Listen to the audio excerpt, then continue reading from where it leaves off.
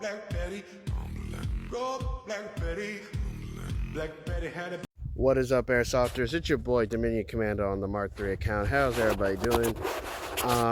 Haven't died, well, unalive, not vanished or anywhere. Just been really busy. Sorry I haven't been on for a bit doing these educational airsoft videos, but you know, life, how it is. So this is what you would like to call a stack up formation. Now you can do these certain strategies in Call of Duty, Airsoft, or any military-based video game, as long as you have a squad that knows what the hell they're doing. Now, a couple of things. Now, anybody can correct me positively, not negatively, and whatever. But normally in a stack, right?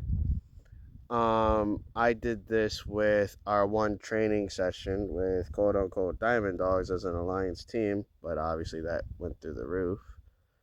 In a bad sense, because everybody had different opinions, and obviously they wanted to steal our one player. So obviously that kind of just blew up in itself. Now, moving on, what that is,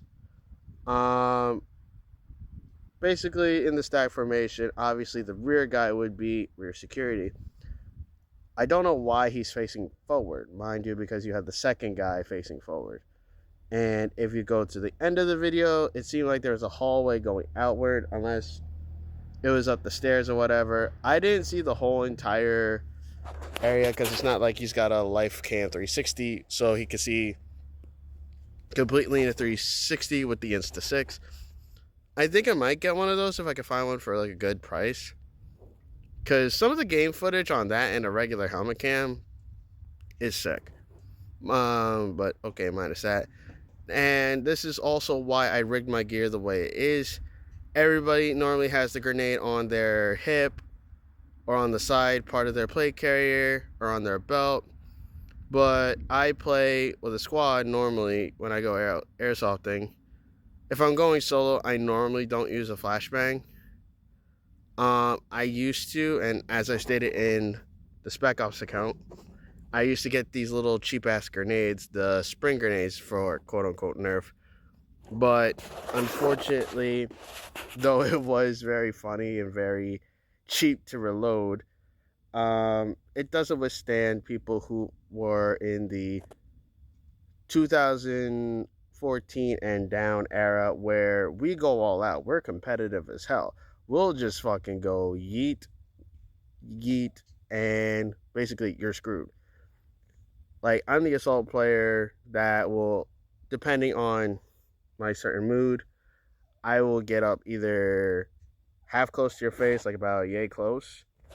I won't fire a shot, but it's like, unless there is the rule of pistol kills or bang bangs or whichever, depending on where I may go. Strike Force Sports, I am not entirely sure because I never really asked. Zulu 24, for those who don't really know or have not played, here's a little bit of a rule that you should really get to know. There is a thing called pistol override, and you are allowed, I think, about 3 to 4 safety kills. So, if I had a rifle that is over the amount, I could say from here to that tree, like safety kill. But if you have a pistol, mind you, it is called the pistol override. That person will be out. You are still in. So, depending on the ruling or whatever the conversation may be, yes, there is that rule. Now, in this situation, again, getting back on topic, this is why I have, as you can see, if you look at my gear, I do have breakdown videos. If anybody wants me to do more of those, please let me know. Also stating that why I have the grenade on the side of my backpack is because normally when I roll with my team, the other person behind me in the quote-unquote stack formation can grab it off me, wave it, or do the flashbang signal. They take it out of my pouch, the grenade pouch, and then they toss it in the door. Have we had to do this? Only once. And honestly, we were on a roll because we took out a whole entire squad. So obviously that strategy works. Otherwise, it's just one of those playing strategies. But again, obviously, I think this team is in Barcelona, Spain, or whatever.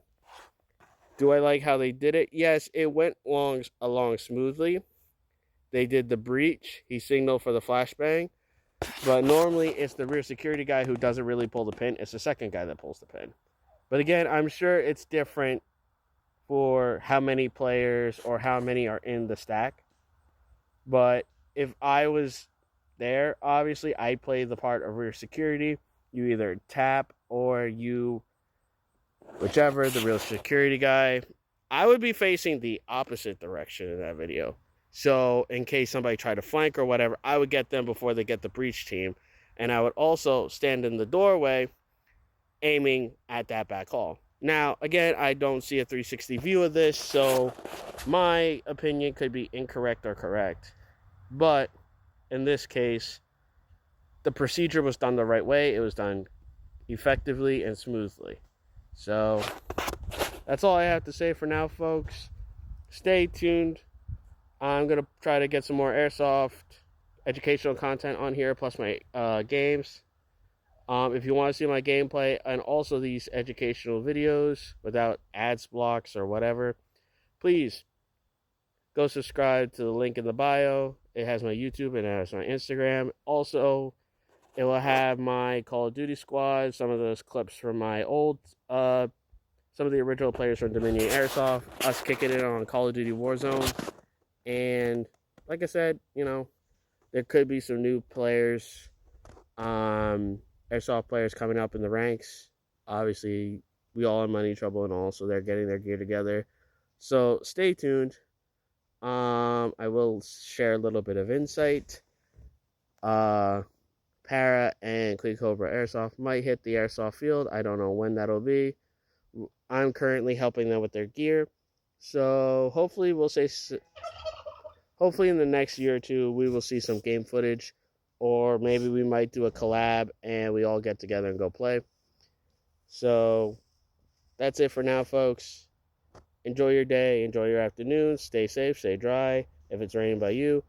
And we'll see you on the next one. This is Dominion Commando, signing off for now.